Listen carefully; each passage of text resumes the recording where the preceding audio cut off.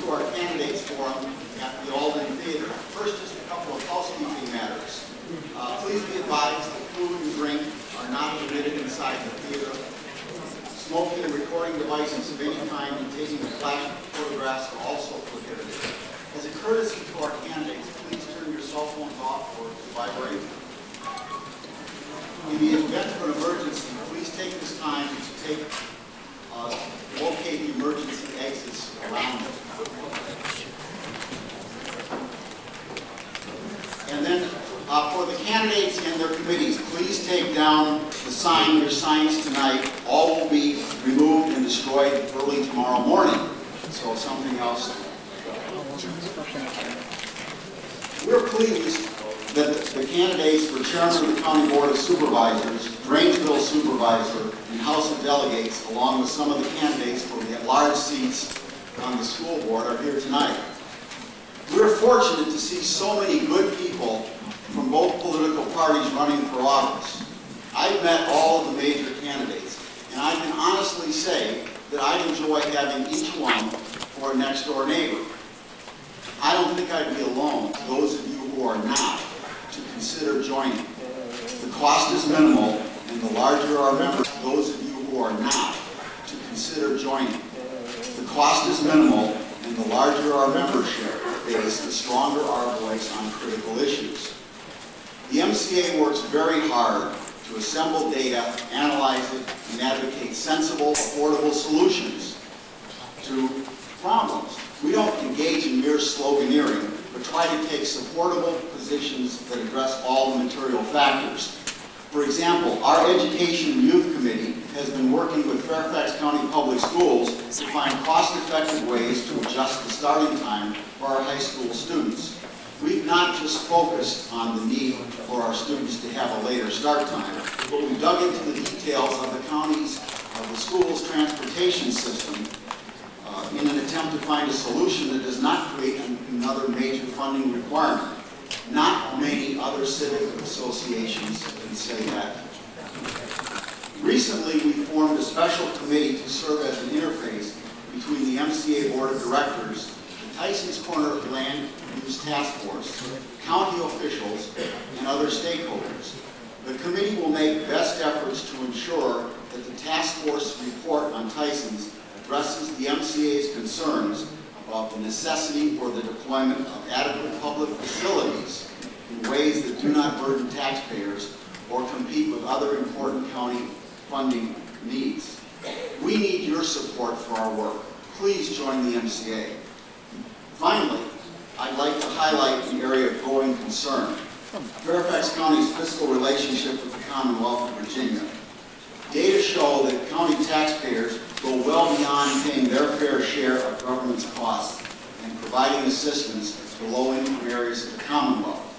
For example, the net cost to Fairfax County taxpayers for the first 2 years of the 2004 tax increases was $107 million and $117 million respectively.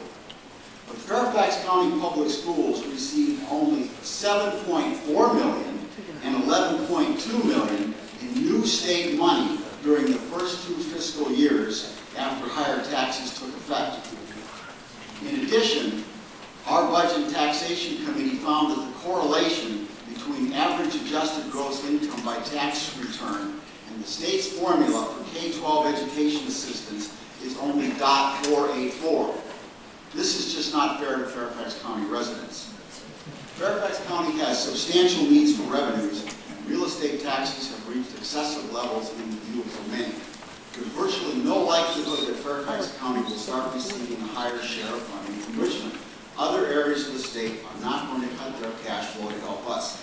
Therefore, we need public officials, Democrats and Republicans, to work together to stop new raids on Fairfax County taxpayers. We cannot afford new schemes to send more dollars to Richmond in exchange for only pennies in return. Rather, we need creative solutions that permit Fairfax County to fund local needs with local dollars in a manner that protects residential taxpayers from excessive burdens. This is not a Republican or a Democratic issue, but it's a Fairfax County imperative. Let's hope our candidates stand ready to help us in that effort. And now I'd like to, before I turn it over to Steve Del Bianco, I'd just like to thank Susan Turner for setting this up and Steve for being our moderator. Steve?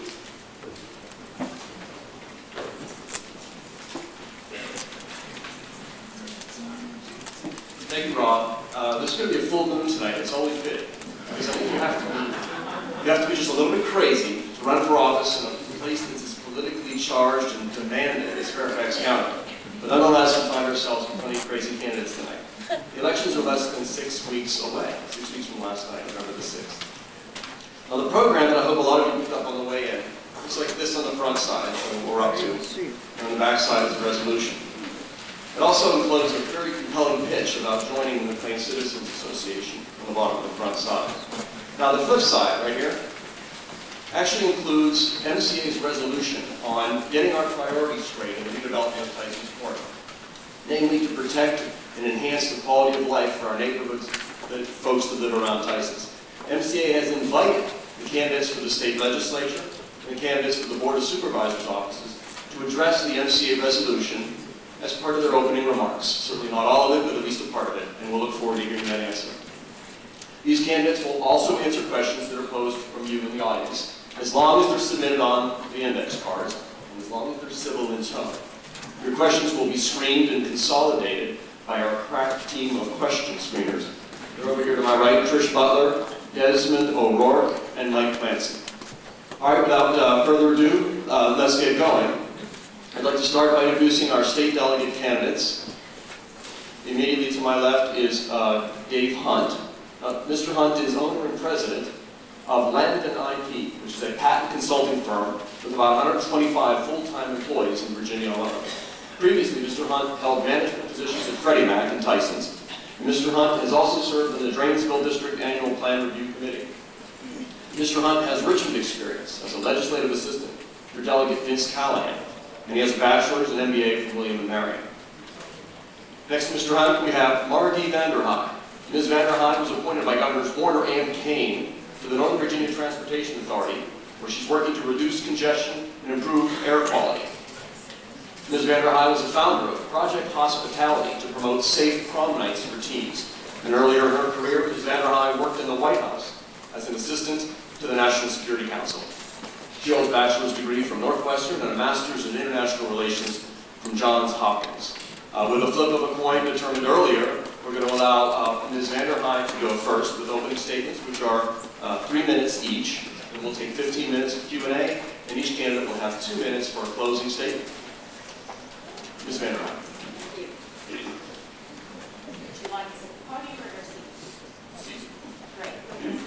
Thank you and good evening. I'm pleased to be with you this evening. I'm Margi Vanderhye, and when my daughter called from Boston from grad school to wish me luck tonight, I set out for the first time I was going to get the perspective that she often had up on the stage working with the Children's Theater of McLean, so I'm pleased to tell her that I can have her perspective now from the stage side view.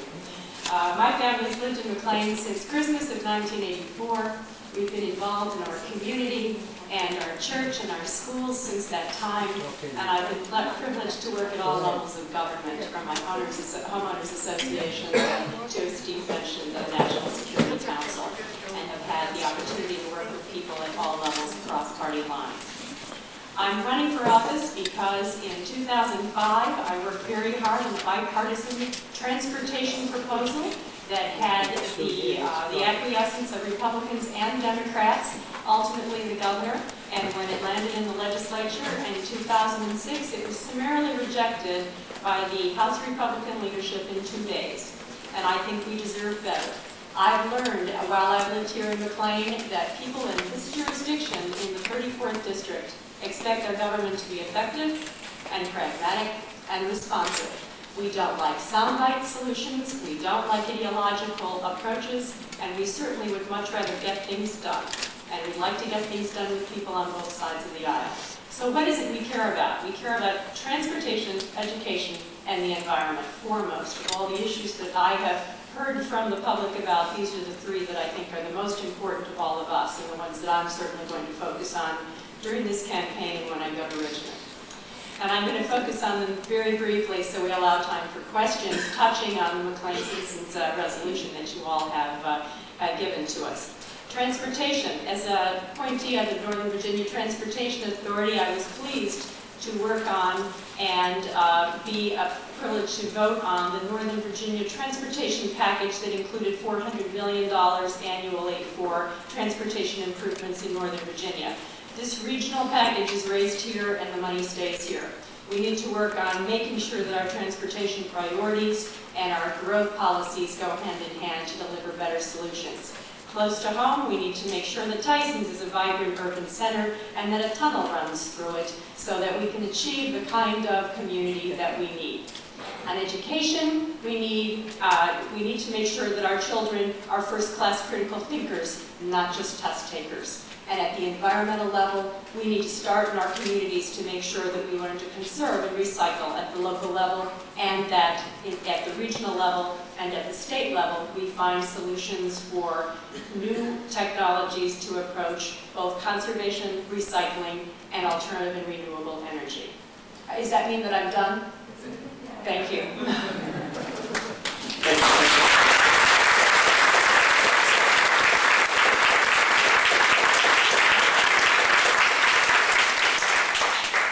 Next up, Mr. Hunt, you have 3 minutes for opening statement. Well, it's an honor to be here. Thank you for inviting me, and it's good to see you, Margie, and really appreciate the opportunity. I've had the pleasure of living in Virginia for 30 years. I went to Oakton High School, graduated from there, and we've been married twice. Lived in Great Falls for 10 years, McLean for 2 years. Just love the community, and I'm running because I believe we need to work across party lines, and we need to solve problems that are, and to avoid partisanship, because here in Northern Virginia we have so many issues that we have to deal with, and we can't do it if we sort of lock up into our different camps. We only have 25% of the population, and many of our issues are regional, which means we have to work as a caucus many times. I've had the wonderful pleasure of working for Vince Callahan as his Chief Legislative Assistant for Appropriations, so I know the state budget pretty well. I'm a supporter of the transportation plan that was passed this past year. Would love to get you on board with that. That is a wonderful, that's the plan that will bring us $400 million per year. Supported that coming out of the House, and I also supported the governor's version as well, because we are just dying of congestion here. It's going to have more than just an economic impact on us. It's going to make the place less livable. In addition, I have a wonderful family there in the audience today. 2 kids that go to Spring Hill Elementary School, a daughter 10 and a son who's 7. I've been very active in the community. I worked with children with disabilities on a regular basis. I was a mentor to children at Hunters Woods Elementary School. Was on the Forestville Elementary School PTA. And for me, community service is my life. I really want to give back to the community and want to make this place a better place. In addition to that, I do support the tunnel, and I'm very strongly in support of the tunnel. On a couple of occasions, I actually traveled with Scott Monet and spoke to different members of the community, talking about the importance of not just the tunnel, because it's better than an overhead rail, but also competitive bidding. One of the biggest problems with that is the lack of competitive bidding. The fact that the state would actually provide one contract to a company, announce what we were willing to pay, and then not even accept a competing bid that is a fixed price contract for $400 million less. So one of the key things I'm going to do is introduce a bill, if I get elected in January, that would require competitive bidding in all public-private transportation projects. And the Speaker of the House of Delegates, I met with him in Fredericksburg, and he supports that. And that's one of the nice things about running. I'm willing to work across party lines, but I'm also in the caucus that controls the General Assembly, and we can make a lot of wonderful impacts on Northern Virginia if you have somebody there that's in the majority caucus. Thanks a lot.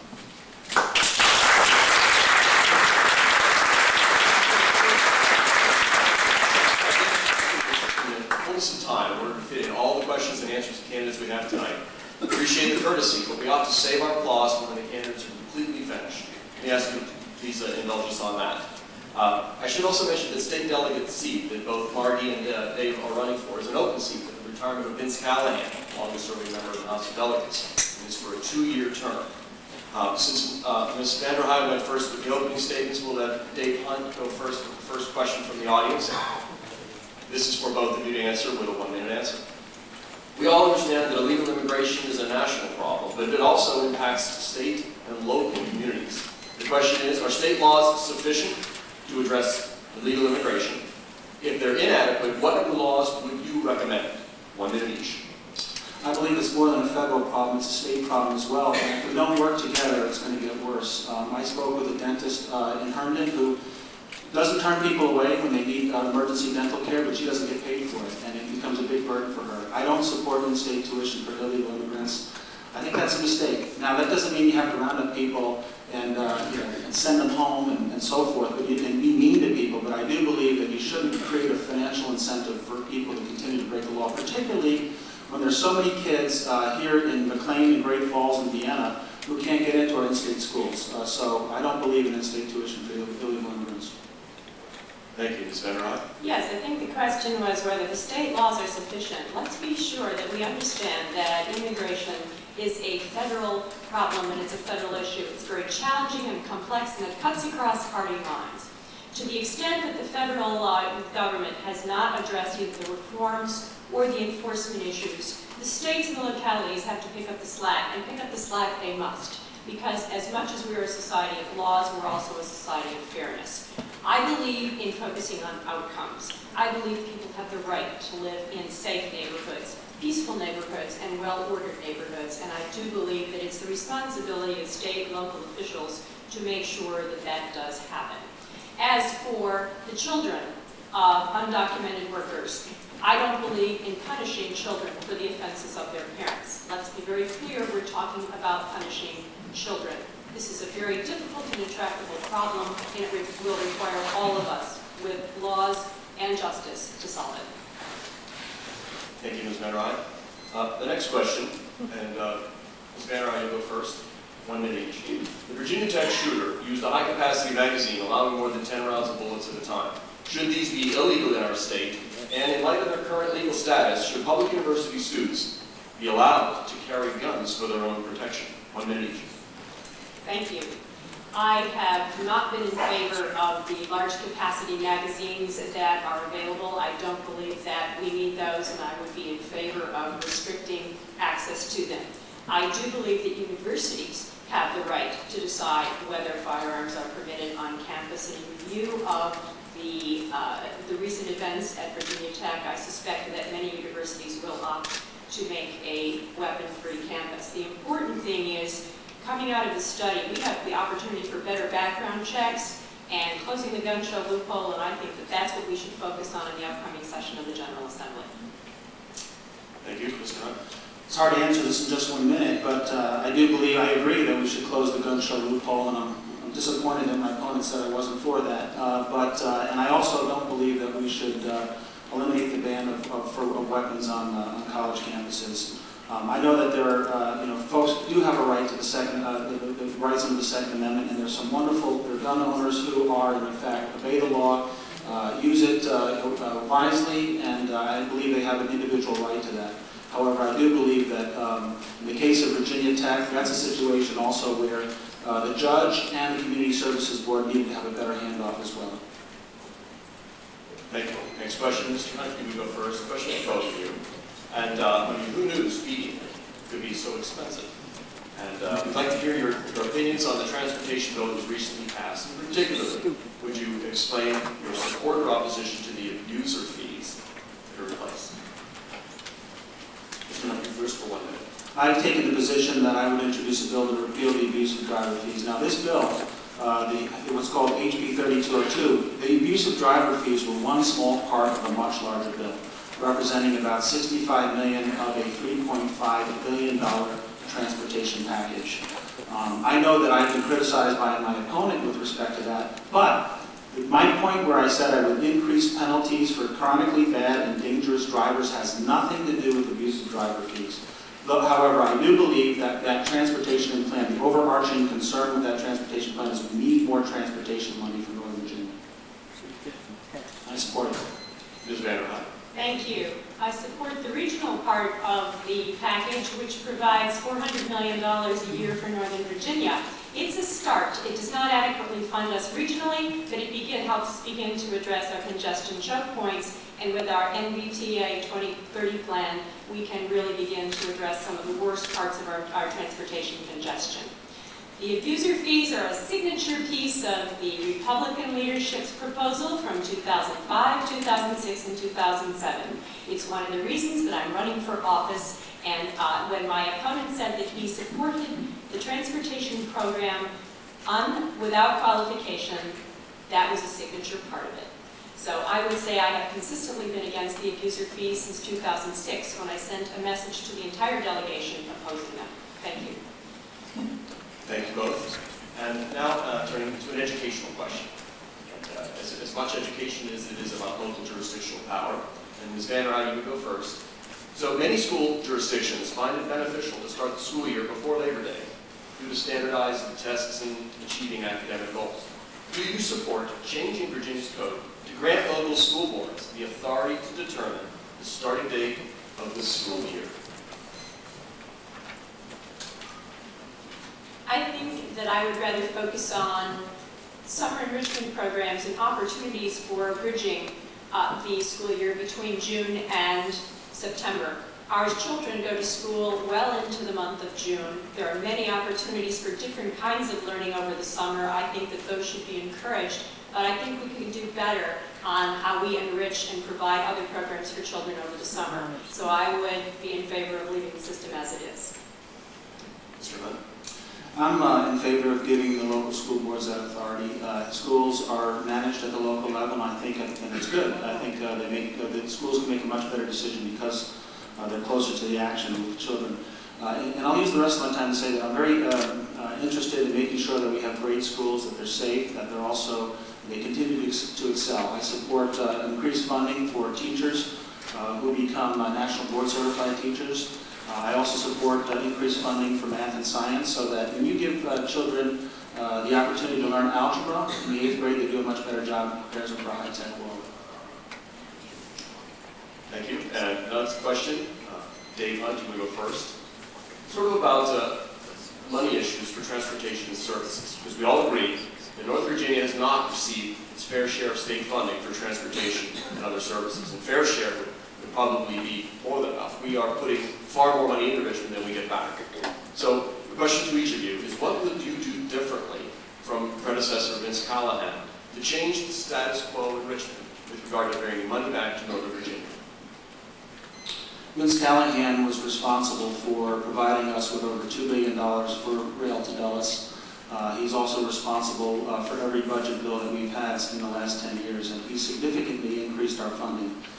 Both for the Springfield Mixing Bowl as well as the bridge. I think he's done a wonderful job. However, you're right, we do need more money, and that's why I supported the bill without qualification. Because if you're going to solve problems, you need the money. Now, if you had heard me say that when I met with the press, when I was talking about without qualification, I wasn't talking about abusing driver fees. I was talking about my opponent's opposition to it because she didn't like the general fund aspects of it. But we do need more money. Ms. Vanderhye? Thank you. I think we need significant changes in the way we fund state transportation. I think that as I said in my previous remarks, that the regional package is a start, but that we have insufficient funds for statewide transportation. It's one of the reasons I did oppose HB 3202 back in February, because it in fact puts so much burden on education and public safety funds instead of transportation funds that are dedicated, sufficient, and long-term. I think that we need to look at some of the recommendations of the STAR task force that I participated on in 2005 and look at ways that we can have transportation funding across the board for the entire state that will meet our infrastructure requirements for years to come. Vince Callahan helped with that, but he came up short, and I hope to do better. Thank you. Thank you. Turning now to something to do with energy, particularly renewable energy. The Commonwealth of Virginia is behind many other states in terms of the amount of energy we get from clean renewable sources. The question, then Ms. Vanderhye, go first, is would you promote, even support state legislation to require a certain percentage of renewable energy for all power providers in the Commonwealth of Virginia? And if you know, what percentage do you think we ought to require? It's currently roughly 12%. By 2022, that's a voluntary number.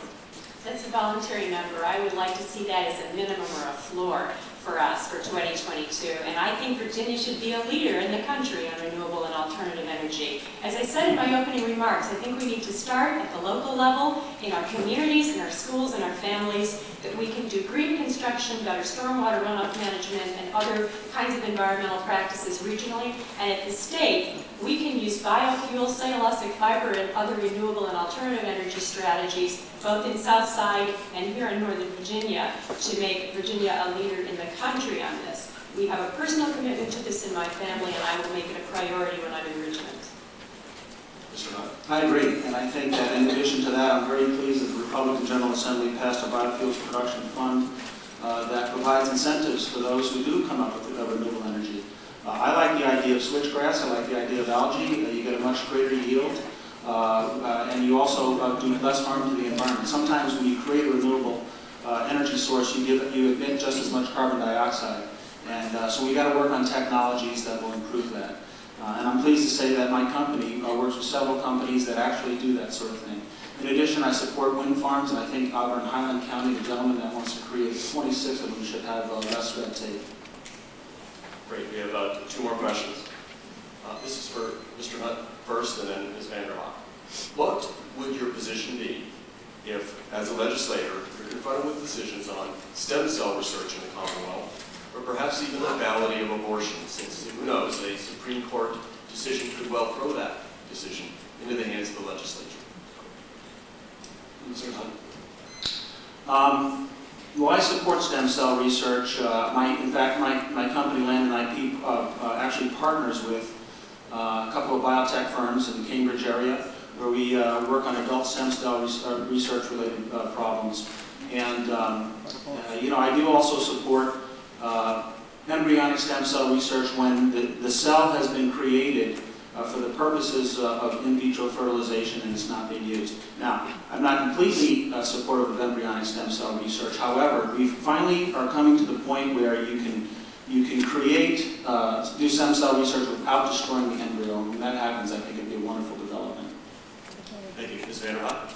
Yes, I'm in favor of embryonic stem cell research. As a member of the board of the Cancer Prevention Foundation, I have been an advocate for it for years, and I believe that even as technologies emerge, we must use this important technology and medical breakthrough to find ways to find cures for some of the most difficult diseases that we face. So I would be in favor of that. I am also in favor of women's reproductive health.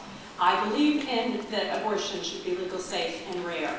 I believe that prevention first is a critical point of our philosophy. It certainly is of mine, and I think that I would fight very hard at the state level to make sure that we have none of those privileges or none of those rights eroded. Thank you. This will be the final 1-minute question before we move to 2-minute closings for each of you. And as you prepare for those 2-minute closings, let me try to remind you to try to address the MCA resolution on Tyson in your closings. So we didn't quite hear as much as we'd like to hear at the beginning. So the final question, this is 1 minute each. Ms. Vanderhye, you'll go first. What is the largest difference between you and your opponent in terms of experience, capabilities, and beliefs? 1 minute each. Thank you. Thank you. You know, my opponent is a good guy, and on November 7th, we're probably going to run into each other at Greenberry's because we often see each other there. That's the great part about democracy. Things keep going on. But this election is about choices, and choices have consequences, and we have real differences on the issues. So it's very important that you, as voters, hear about them. In terms of access to guns, in terms of access to choice, in terms of embryonic stem cell research, in terms of how we fund transportation and how we approach dedicated funding at the state level for it. There are many issues in leadership. I've been a leader at the state, national, and local level as well on many issues and worked with people across party lines for over 20 years. I would hope to continue that as your delegate, and I look forward to working with you. I think it would be an honor to serve you, and I promise that if you elect me, I'll work incredibly hard for you. I'm reasonable, I'm conscientious, I'm a problem solver. I'm not your typical politician. I just want to solve problems. And I've proven, if you've talked to folks that have met me at the supermarkets and at your door and on the phone, that I care about what you care about, and I will listen to you. And in addition to that, I'll be able to go down to Richmond and actually know how to get something done because I've worked there for 3 years. I know how the process works. I'll be able to hit the ground running, and I promise you'll get a guy that you won't regret. Thank you. So the final is a 2-minute closing that you can Genesha River. Ms. Vanderhye, you went first with the opening. So, Mr. Hunt, you get to go first with a 2-minute closing. Thank you. Well, I just first wanted to mention the resolution. I support the resolution entirely, and I actually drafted a letter that I sent to the MCA, and they probably have it, in support of it back, and I believe it was in April. To that extent, I'm a big supporter of a tunnel through Tyson's Corner, as you know. I think we have to continue to fight for that. And I believe that it's a 100-year decision. You know, if you look at underground rail versus overhead rail, the amount of congestion that we'll have in Tyson's Corner, if we don't have underground rail, will be enormous. Combined with the fact where the local government will allow high-density development. It's a critical decision, and I hope that we are able to get the tunnel. If we don't, I'm still going to introduce a bill that requires competitive bidding. With respect to representing you, and I know this is my last bit of time here, but I want to let you know that I'll work very hard on transportation issues. I supported this transportation plan because the money was expressly earmarked for Northern Virginia. Unlike the bill in 2006, Senate Bill 708, that was introduced by Senator Hawkins that my opponent mentions. There were 13 urban congestion areas that were in there, and Northern Virginia would get just a small amount of money. I know that there are warts with that bill. I promise that I'll work on those warts if I'm elected. I promise that I'll work incredibly hard for you. I'm very accessible. You're welcome to call me on my cell phone. And if anybody wants to join me at Greenberries with Margi, come anytime. So I'll buy regardless of what happens on the other side. That's great. Thank you. Ms. Vanderhye, 2 minutes to close. Thank you. Let me address the MCA resolution first. I applaud you for the good work that you've done. I associate myself with your resolution in a couple of critical areas. One, density closer to rail. I think that that's a very important component of the resolution. We need higher density the closer we get to rail. Two, neighborhoods should be protected from encroaching Tyson's development and encroaching Tyson's traffic. Three, this should be a transparent process. It should be open and it should continue to be accessible to the citizens. And lastly, the citizens should not bear the cost of the cost overruns that seem to be very apparent built into this program. I will fight against that. We do need to get Tyson's done. We do need a tunnel underneath it to make it the vibrant urban center that it needs to be. It's our downtown, and we need to do that. Now, as far as the closing remarks, I have learned over the last few months that campaigns are fascinating exercises. How many signs do you have? What color are they? What are you getting in the mail? But at the end of the day, you're going to be voting on leadership and governance. Leadership is making decisions before they become crises and finding solutions while there's still the possibility of innovation.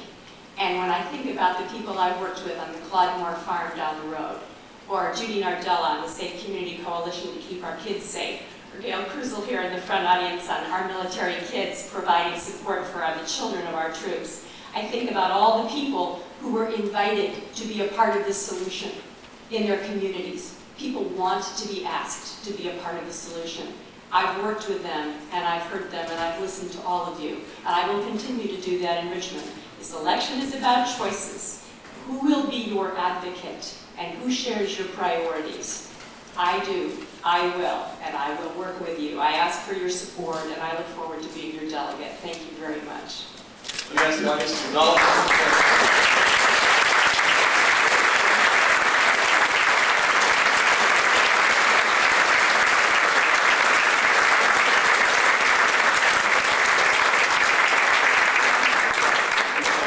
the MCA, let me thank you once again for having the courage to run and the convictions to show and stay your mind with all of us. Thank you. We're going to take a 1-minute turnover as we bring in our supervisors.